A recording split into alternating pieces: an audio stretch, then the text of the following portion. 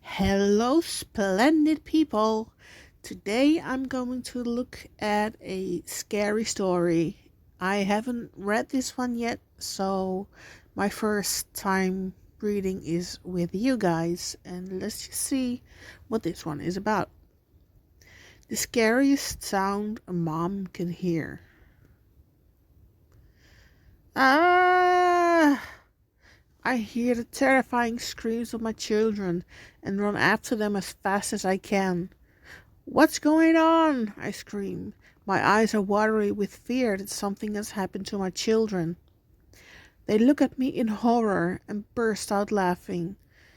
"We just wanted to know who had the loudest and scariest scream. It's just a game, Mom. You should see what you look like."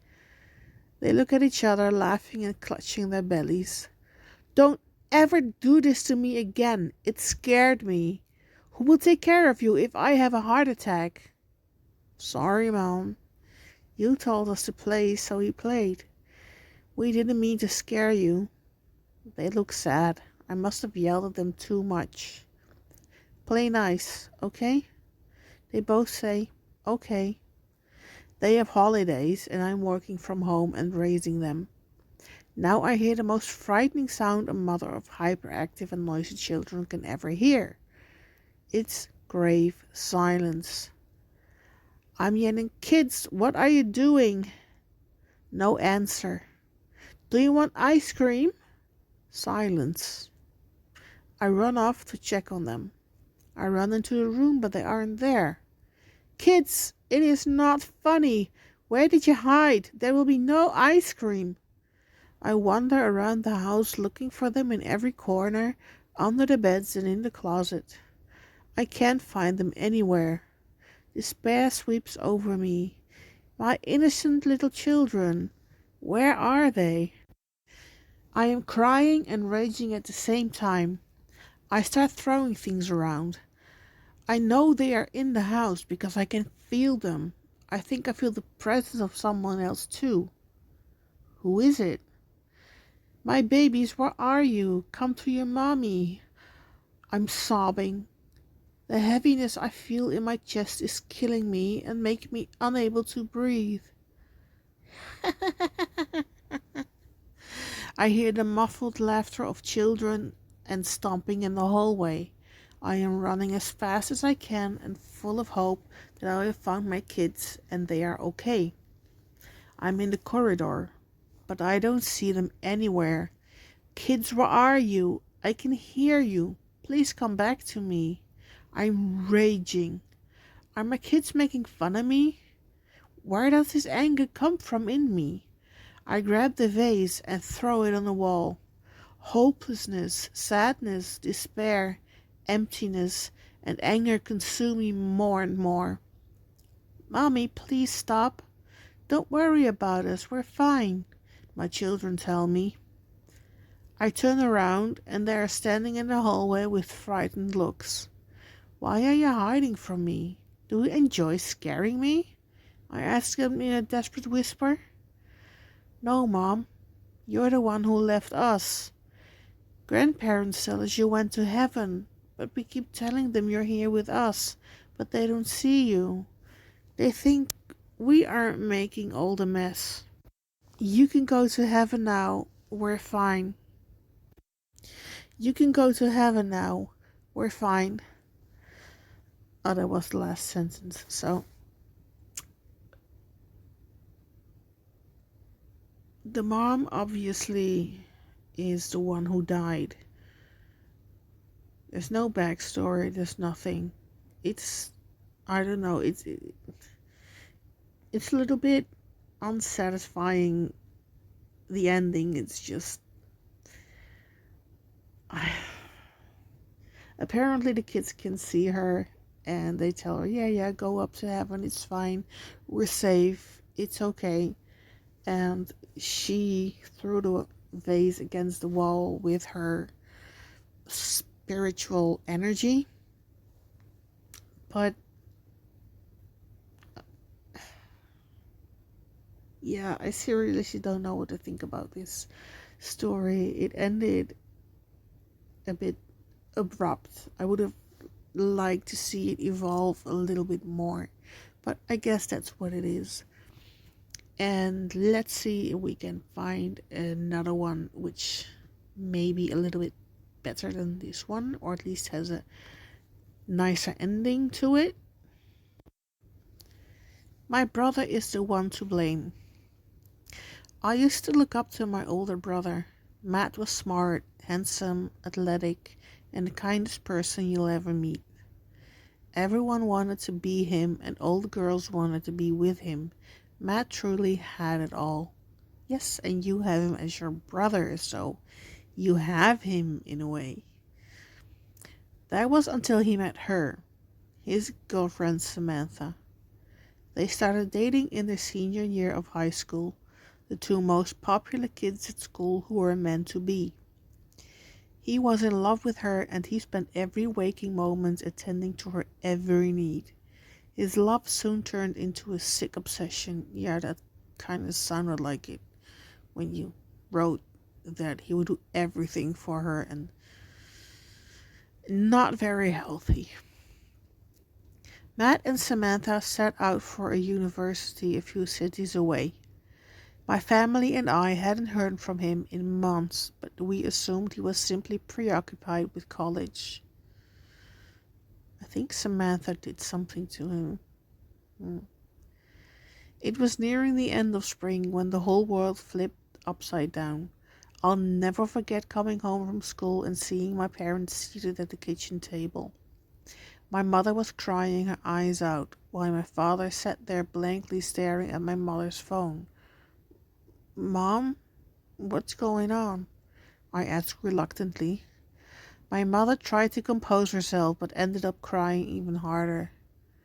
My father cleared his throat, and with a wavering voice he said, "Your brother." He paused for a moment to think over his next few words. "Something happened to your brother." My heart sank when the words left his mouth. I thought that Matt had died, but after hearing what happened, I wish that he did. Oh, now I wonder what's happened to him. But I bet it's all Samantha. Samantha's friends had noticed that she hadn't been to her classes and had gone to check on her. She shared a small apartment with Matt near campus, and when they arrived, they could hear sobbing from inside. There was no response after knocking several times and calling out Matt and Samantha's names.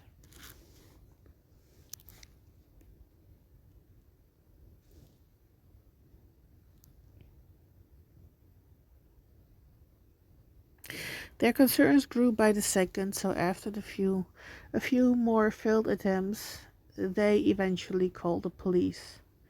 When the cops arrived, they were able to force the door open, and inside the once happy lovers' home was a scene from a horror movie. Pictures of the couple were strewn. Ik doe het even opnieuw. Flikker op. Okay, let's look at this one.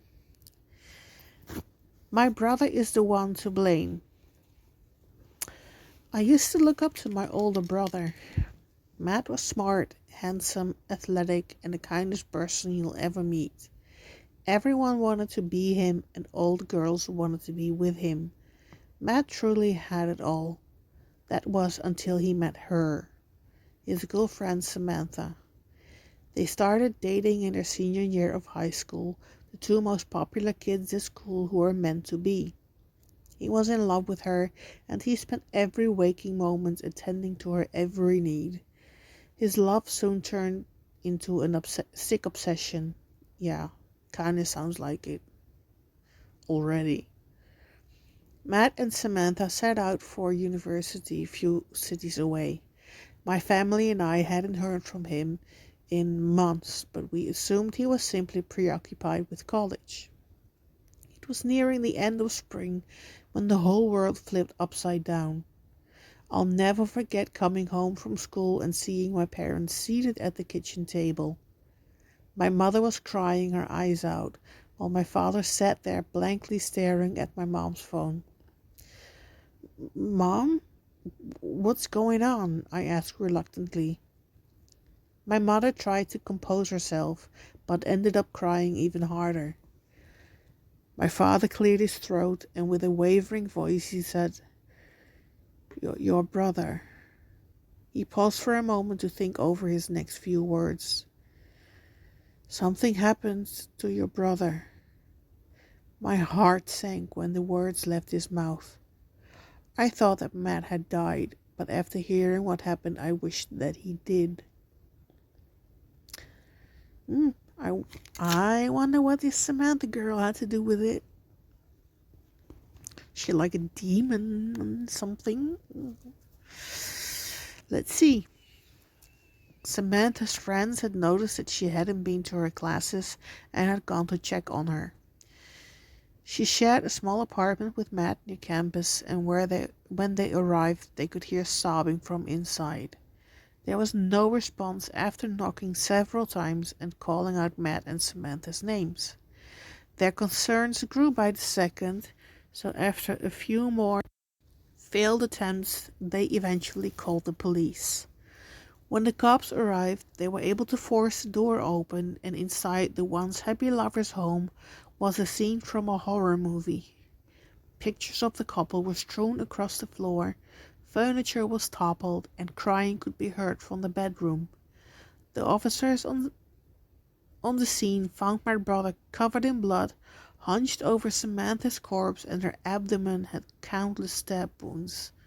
Oh, I literally thought it was going to say that her abdomen was cut open. Oh my god.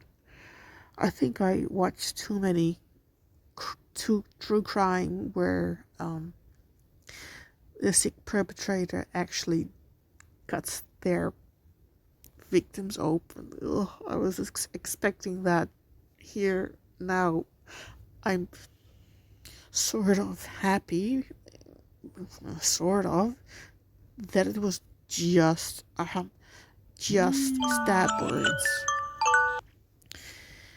stab words. Stab wounds. He was quickly arrested, and the police conducted a very thorough investigation of what happened. Inside Samantha's phone and laptop were a collection of evidence of Matt's abuse towards her. There were pictures of bruises and cuts on her body, along with detailed descriptions along with timestamps of what he did to her. She talked about how he would get jealous of her talking to other men and how angry he would get when she would try to have a moment away from him. She went on to say that he had repeatedly threatened to kill her if she even considered leaving him. The worst part was the video. A hidden camera in the bedroom captured a horrifying assault scene. Throughout the interrogation, Matt was almost catatonic, refusing to answer any of the police questions. My parents pleaded with him to explain his actions, but he remained deafeningly silent. That's a plot twist. So maybe the good brother wasn't a good brother at all, or maybe Samantha did something to him that made him that way. Ooh. The love for my brother turned into scorn. One by one, the people around him expressed their hate for him, calling him a murderer and wishing for him to be put down. My family tried to support him, despite what the public thought of us, but it was a heavy weight that was slowly crushing us. My parents became the people that gave birth to a monster, and I was the little brother to a demon. I used to look up to my brother, but I wished every single day that he would just disappear. The investigation eventually came to an end. They gathered all of the evidence and they were ready for the trial. My parents went to great lengths to find the best lawyer for my brother's case. After a tense week, it was determined that Matt, well, he was innocent. They ruled out suicide, but how could someone do that to themselves? Actually, people can do that to themselves when they're really desperate or when they just killed someone and they stab themselves and say it was like a burglar and robbery gone wrong or something. But yeah, I've heard of people actually stabbing themselves, and I think most survive, but I'm not sure. I think some people actually manage to successfully stab themselves to death. Ugh, ugh. Despite all of the evidence, my brother was able to flee freely. I couldn't believe it. I had prayed so desperately for Matt to be arrested, to be held accountable for his actions. As I watched Samantha's parents cry in front of me, tears welled up in my eyes. Matt just stood there, staring at Samantha's father cursed him to go to hell. After that, we simply went home, and Matt had since locked himself in his room. He stopped attending school and refused to leave the house. A few years had passed since then, and I was preparing to start college while Matt continued his exile in his bedroom. After all this time, I would barely see him even though we lived under the same roof and his room was across the hall from mine. My parents still felt the need to take care of him, so they would always leave food outside his door. Every now and then they would ask me to go check in on him, but there would be no response. Yeah, I can see it would take a toll on you if you find your girlfriend dead and you're accused and then you're exonerated. There was just silence beyond that door.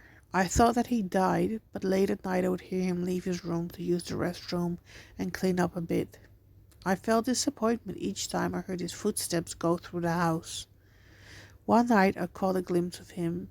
I only saw his silhouette in the dark hallway. He seemed to have gotten a lot skinnier since the last time I saw him. I recall hear a low whispering coming from him. I was surprised because it had been so long since I had heard him speak that I had forgotten how he sounded. I should have said something to him at the time, but he ran back into his room. The creaking of the wooden door, followed by the click of the lock, seemed to reverberate throughout the house. Even if it was only for a fraction of a second, seeing my brother reminded me of Samantha and made me sick to my stomach. A couple of days after that encounter, my parents sat me down on the couch to tell me they were going to leave for a few days. Of course, that wasn't an issue until they asked me to make sure that Matt was being taken care of. Just make sure he eats and, just check in on him, my mother pleaded. I agreed, but I was nervous thinking about being home alone with that man. But the evidence said that he didn't do it. I mean, the jury didn't just set him free when the evidence pointed to him doing it. It showed his innocence, didn't it? I mean, that's what I gathered from it. But maybe I'm wrong. It was Friday when my parents left. They were going to be gone until Monday. It was just a few days of being home alone with Matt. That night I ordered some pizza and quickly devoured a couple of slices before setting a few on a plate to bring to Matt. On my way I noticed that his bedroom door was cracked open. I slowly took a few steps closer. It was pitch black inside of his room. I strained my eyes to try and peek through the darkness where a pale gaunt face emerged. I jumped and the paper plate I had in my hand fell to the floor. I looked down to see the mess I had made and looked back to see that Matt's door was closed. Frick, man! I cursed under my breath as I set the food back onto the paper plate.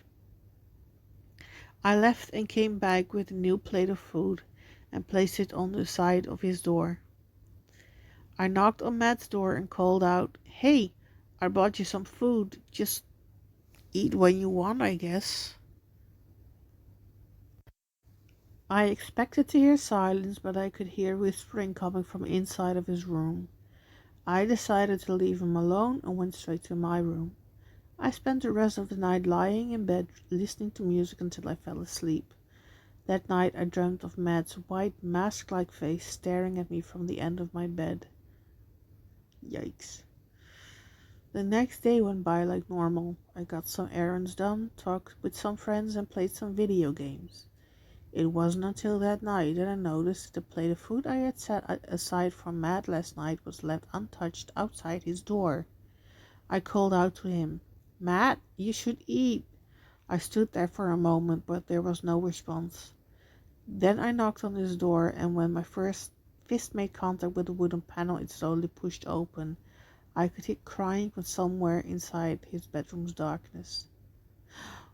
What if he turned into a ghost? Somehow, because of everything that's happened. Oh. As I called out, Matt, I felt a wave of dread wash over me. I pressed my hand against the cold wall until I found the light switch. Before I could turn on the light, I felt a hand grab my wrist. Matt's face was barely illuminated by the light from behind me as he stared at me with a terrified expression on his face. I was close enough to see the outline of his cheekbones beneath his pale skin. His hair was a tangled mess that flowed down the side of his head, and his eyes were bloodshot. His face twisted from fear to pain as he let out an agonized wail. "I'm sorry," he screamed, and I looked in horror as a set of pale hands grabbed his shoulders to pull him backwards into the dark. So there's someone in there with him. Is it Samantha? Oh wow. My heart sank into my stomach, and I quickly retreated to slam the door shut. I couldn't comprehend what I had just seen. I thought to myself it was probably my eyes playing tricks on me. I snapped out of my thoughts when I heard Matt whispering inside his room. "I'm sorry. I won't do it again. I'm sorry. I'm sorry. I'm sorry." As much as I hated my brother, something inside of me was telling me to help him. Matt continued to whisper, and each apology was grating in my ears. Something felt horribly wrong, so I took a deep breath and opened the door. I remembered where the light switch was as I reached out and flipped it. The light turned on and immediately started to flicker. Within the strobing light, I could see Matt curled up into a ball on the floor with something hovering over him. It was a woman, or rather something shaped like a woman.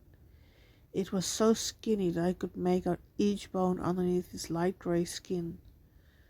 It was completely nude, and I saw that its stomach was ripped open to reveal its exposed inside. Oh, that was exactly what I was thinking about when they found Samantha with the stab wounds. Now I'm imagining it. Oh my god. Oh, that's so gross. The woman looked up and stared at me with large wide eyes. It had a smile that showed its sharp teeth. It opened its mouth and had a large tongue writhed out of its maw. I'm sorry if I pronounced that wrong. "Mine, mine," a high-pitched, distorted voice croaked out of its throat. Its small hands grabbed Matt and lifted him to his feet. I began to shake in fear as it took its tongue and licked up and down his neck. "Mine, mine," it wailed again. "Get out of here," Matt screamed, breaking me out of my stupor. I looked at him, and I was reminded of the brother that I once loved, that somewhere deep inside I still loved. The lights continued to flicker around us, and I could hear something thud onto the floor. The woman's intestines were slithering on the ground, slowly wrapping itself around Matt's leg and crawling up his body. She took her arms and pulled him into an embrace. She didn't care about me. All she wanted was my brother. I didn't know what to do. I rushed forward without a thought in my mind as I clutched her rotten intestine and pulled at it to set Matt free. But if it's like a hovering, if it's a ghost, then you cannot touch it, right? But how can the ghost or whatever this is touch the brother? Well, maybe this is one that can actually touch people and can be touched. I don't know. But Ew, yikes. Oh, grabbing somebody's, even if it's a ghost, intestines. That's just so gross. Oh my god. His body began to lift up and in an instant came slamming onto the floor. The intestine retracted back into the woman's body as she quickly stepped to me. I tried to take a step back, but her hand grabbed a fistful of hair on the back of my head. She pulled my face to hers, and I finally realized that this monster was Samantha. She opened her mouth, and I was hit with a decaying stench as she shouted, "Mine!" She opened her mouth wider and wider. Her sharp teeth seemed to go on endlessly as she opened her mouth around my head. Slowly she began to bite down, the end of her fangs slowly piercing my skin. Oh, she was a vampire, maybe. Ooh. My skull felt the pressure of her teeth effortlessly sinking into it. "Stop it. Just take me," Matt whispered at our feet. My gaze went down to him grabbing her ankle. "Just end it, please," he said. She removed her mouth from my head and bent down to look at Matt. She let out a terrible squeal of delight as she began to sink her hands into his chest. Blood began to spray out of his open torso and he screamed. His screams were so horrible as she slowly, carefully removed his beating heart. She stood up and started at the throbbing organ in her hands, her eyes upturned into glee. She took a free hand and stabbed it into her chest. The sounds of her ribs snapping filled my ears. I watched as it took Matt's heart and forcefully thrust it into the open hole in her chest. Samantha began to let out a discordant moan as the hole in her chest closed. Her abdomen began to seal with new flesh, and her gray skin began to regain color. Her body twisted and morphed back into the visage of the Samantha I had seen when she was alive. Didn't they say at the start that the brother wished that his older brother, so Matt, was dead? And that he wished that he was instead of what happened to him?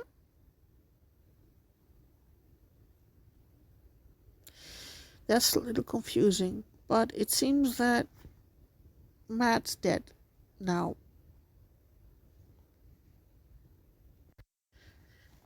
She looked at me and looked back down at Matt. She smiled. Even though the face was different, I recognized the monster I saw before. "All mine," she said in a cutesy voice, as I blinked she was gone. Samantha was gone, and a mess of blood that filled the room had disappeared. The lights stopped flickering, and it was only me and Matt's corpse in the room. I fell to my knees beside my dead brother, and I just cried. That was when I noticed a stack of papers underneath my brother's bed, and I pulled them out. The papers were details of what had actually happened between Matt and Samantha. The whole story was twisted, and it revealed that Matt wasn't the obsessive one, it was Samantha. She was the one that threatened him if he would leave, and he was the one that felt powerless to her demands. The video of the assault was a complete fabrication. She forced him to do things to her while she threatened to hurt the people around him. Her stab wounds were self-inflicted after he finally told her that he was leaving her. Yeah, see? People do that sometimes. Matt felt trapped by her, in life and in her death. My brother kept the truth to himself despite all of the hate because he still truly loved her. Yeah, and probably because nobody would ever believe him. I mean, they have a video. They usually don't think about, that the victim would stab herself to death or himself to death. But that is what they concluded anyway. So they did believe him to some degree. Otherwise, he wouldn't have been free from jail. Although maybe that would have been better than this fate. But her real self, the true monster, would have shattered her family. So my brother took the blame. Samantha took everything from my brother, and even after she died, she continued to take from him. I regret everything. Just like everyone else around him, I jumped to conclusions. I wish I would have taken the time to reach out to him, but now he's gone. I'm left with an empty inside of me that's created from the things I'll never get to say to him again. My brother took the blame for everything, and he did it out of love. Wow, that was a really long good story. And I liked reading it. It was really good, actually. I think it was better than the first one because this one had a sort of ending that's not satisfying, but at least it was like it didn't end abruptly like the first one. But as I said, I'm a little bit confused because he first wrote that he wished his brother had died and not what had happened to him. But he's writing this knowing what had happened to his brother, which means that he already knew his brother indeed was dead. So that's kind of a thing that I noticed in the story that's a bit inconsistent, but otherwise, oh my gosh, I could really see it, like that monster hovering above his brother, and then with insides that just poured out of her, and her taking his heart out of his body and put it back in hers and sort of be alive. And I wonder what she would be doing because she disappeared. But where would she be going to? She can't go back to her family because they think she's dead. So is she going to move someplace else and then find a new victim? Or what was she anyway? Oh, if you guys have any ideas about what she could have been, um, please do leave your thoughts below the video. I apologize for the little messages in between and when I accidentally showed my Reddit profile thing. Um, I'm doing this on my phone, so it is sometimes a little hard to hit the right button or not swipe when you don't want to swipe, etc. I guess you guys will understand. But that's just a side thing. I'm really curious what people think. What was Samantha really? Was she a vampire? Was she a ghost? Was she a human who turned into something demonic? Or what could she have been? Because I don't know. I'm thinking about what really happened, and if she was just very manipulative and obsessive and everything, and after she died, why would she kill herself anyway?